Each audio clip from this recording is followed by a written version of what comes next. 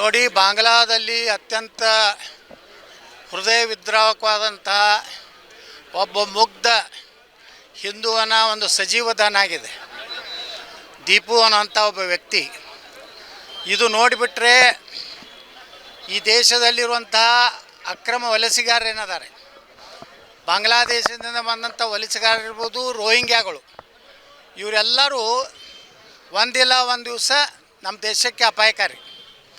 ಆದಷ್ಟು ಬೇಗನೆ ರಾಜ್ಯ ಸರ್ಕಾರ ಕೇವಲ ಮತದ ಸಲುವಾಗಿ, ಈ ಮತದ ಸಲುವಾಗಿ ಕಾಂಗ್ರೆಸ್ಸು ಮತ್ತು ಮುಸ್ಲಿಂ ಪರ ಇರುವಂಥ ಓಟುಗಳ ಸಲುವಾಗಿ ದೇಶದಲ್ಲಿ ನುಸುಳುಕೋರನ್ನು ಬಿಟ್ಟಿದ್ದರ ಪರಿಣಾಮವಾಗಿ ಇವತ್ತು ಅವರು ಒಳಗೆ ಸೇರಿದ್ದಾರೆ. ಅವ್ರಿಗೊಂದು ಅಂತಿಮ ಗಡುವು ಕೊಡಬೇಕು. ಇಷ್ಟು ದಿವಸ ಭಾರತದಿಂದ ಹೊರಗೆ ಹೋಗದಿದ್ದರೆ ಅವ್ರನ್ನ ಗುಂಡಿಕ್ಕಿ ಕೊಲ್ಲಬೇಕು, ಇಲ್ಲಾಂದರೆ ನಮ್ಮ ದೇಶ ಉಳಿದಿಲ್ಲ. ನಾವು ಈಗ ಶಾಂತಿ ಮಂತ್ರ ನಡೆಯೋದಿಲ್ಲ, ಅವ್ರನ್ನ ಗುಂಡಿಕ್ಕಿ ಕೊಲ್ಲಕ್ಕೆ ಪ್ರಾರಂಭ ಮಾಡಿದ್ರೆ ಗುರ್ತಾಗ್ತದೆ ಜಗತ್ತಿಗೆ. ನಾವು ಸಹ ನಮಗೆ ಏನಾದರೂ ಸುಟ್ಟರೆ ನಾವು ನಿಮ್ಮನ್ನು ಸುಡ್ತೀವಿ ಅನ್ನೋಂಥ ಸಂದೇಶ ಹೋಗಲೇಬೇಕು. ಇಲ್ಲಾಂದರೆ ಇವತ್ತೇನು ಬಾಂಗ್ಲಾದೇಶದಲ್ಲಿರುವಂಥ ಹಿಂದೂಗಳು ಭಾಳ ಅತಂತ್ರ ಸ್ಥಿತಿಯಲ್ಲಿದ್ದಾರೆ, ಭಾಳ ಭಯದ ವಾತಾವರಣದಲ್ಲಿದ್ದಾರೆ. ಅದಕ್ಕೆ ಇಲ್ಲಿಂದ ಬಾಂಗ್ಲಾದೇಶಿಯರನ್ನ, ರೋಹಿಂಗ್ಯಾಗಳನ್ನು ಒದ್ದು ಹೊರಗೆ ಹಾಕಬೇಕು. ಅವ್ರಿಗೆ ಬೆಂಬಲ ಕೊಡುವಂಥವ್ರನ್ನ ಒದ್ದು ಹೊರಗೆ ಹಾಕ್ಬೇಕು, ಅವ್ರ ಜೊತೆ ಅವರು ಹೋಗಲಿ. ಅಲ್ಲಿರುವಂಥ ಹಿಂದೂಗಳನ್ನು ಭಾರತಕ್ಕೆ ತೊಗೊಂಡು ಬರಬೇಕು, ಅವ್ರಿಗೆ ಮತದಾನ ಹಾಕಿ ಕೊಡಬೇಕು, ಅವ್ರಿಗೆ ಎಲ್ಲ ರೀತಿಯ ಸೌಲಭ್ಯ ಕೊಟ್ಟು ಹಿಂದೂಗಳ ರಕ್ಷಣೆ ಮಾಡೋದು ಕೇಂದ್ರ ಸರ್ಕಾರ ಈಗಾಗಲೇ ಮಾಡ್ತಾಯಿದೆ. SIR ಏನು ತೊಗೊಂಡು ಬಂದಾರೆ, ಅದರ ಮೂಲಕ ತಮಿಳುನಾಡಲ್ಲಿ ಸುಮಾರು 1 ಕೋಟಿ ಸಮೀಪ ಬಾಂಗ್ಲಾದೇಶಿಯರು ಏನು ನಕಲಿ ಮತದಾರ ಸಿಕ್ಕಿದ್ದಾರೆ. ಪಶ್ಚಿಮ ಬಂಗಾಳದಲ್ಲಿ ಸುಮಾರು 50 ಲಕ್ಷ ಸಿಕ್ಕಿದ್ದಾರೆ.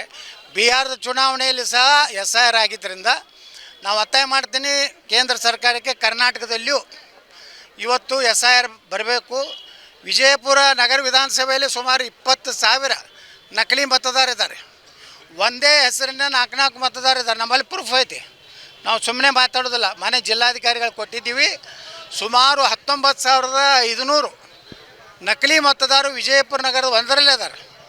ಹೆಂಗಂದ್ರೆ ಉದಾಹರಣೆ ಅಂದ್ರೆ, ಒಬ್ಬೇ ವ್ಯಕ್ತಿ, ಅವನ ಹೆಸರು ಸಲೀಮು, ಒಂದು ಕಡೆ SALIM ಅದಾನ, ಒಂದು ಕಡೆ SALEEM ಅದ, ಒಂದು ಕಡೆ SALEM ಅದಾನ. ಅಂದ್ರೆ ಒಬ್ಬನೇ 3-4 ಕಡೆ ಮತದಾರ ಇರುವಂಥ ನಮಗೂ ಸಿಕ್ಕಿದೆ. ನಾವು ಜಿಲ್ಲಾಧಿಕಾರಿಗಳಿಗೆ ಪೂರ್ತಿ ಅವ್ರ ಹೆಸರು, ಅವ್ರ ಫೋಟೋ, ಆ 4-3 ಮತದಾರ ಏನು ಇದು ಐತಲ್ಲ, ಅದರಲ್ಲಿ ಫೋಟೋ ಒಂದೇ ಇದೆ, ಅದು ತಳಗೆ ಹೆಸರು ಅಟ್ಯಾಚ್ ಅಂದಿದೆ. ಇಂಥ ನಕಲಿ ಮತದಾನ ಮಾಡಿ ಕಾಂಗ್ರೆಸ್ ಕರ್ನಾಟಕದಲ್ಲಿ 136 ಸೀಟ್ ಗೆಲ್ಲಕ್ಕಾಗಿದೆ. ಅದಕ್ಕೆ ನಾನು ಕೇಂದ್ರ ಸರ್ಕಾರ ಒತ್ತಾಯ ಮಾಡ್ತೀನಿ. ಈಗಾಗಲೇ ಸುಪ್ರೀಂ ಕೋರ್ಟ್ ಹೇಳಿದೆ, ಇನ್ನು ಮ್ಯಾಗ ಯಾವುದೇ ರೀತಿಯ SIR ವಿರುದ್ಧ ಮೇಲ್ಮನವಿಯನ್ನು ಅಥವಾ ಯಾವುದೇ ಅರ್ಜಿಯನ್ನು ಸುಪ್ರೀಂ ಕೋರ್ಟ್ ಇವತ್ತು ತಗೋದಿಲ್ಲ ಅಂತ ಈಗಾಗಲೇ ಹೇಳಿದ್ರಿಂದ ನಾನು ಸುಪ್ರೀಂ ಕೋರ್ಟಿಗೂ ಧನ್ಯವಾದ ಸಲ್ಲಿಸ್ತಾ ಇದ್ದೀನಿ. ಮುಖ್ಯ ನ್ಯಾಯಾಧೀಶರಿಗೆ, ಗೌರವಾನ್ವಿತ ಮುಖ್ಯ ನ್ಯಾಯಾಧೀಶರಿಗೆ. ಇಂಥ ದೇಶದ್ರೋಹಿಗಳು ಆ ಹಿಂದೂ ಸಮಾಜಕ್ಕೆ ಹುಟ್ಟಿರ್ತಾರೆ, ಆದರೆ ಹಿಂದೂಗಳ ಮತ್ತು ಭಾರತ ವಿರುದ್ಧ ಮಾತಾಡುವಂಥ ಹಲ್ಕ ನನ್ನ ಮಕ್ಕಳಿಗೂ ಸಹ ಸರಿಯಾಗಿ ಬುದ್ಧಿ ಕಲಿಸ್ಬೇಕಂತ ನಾನು ಆಗ್ರಹ ಇದೆ.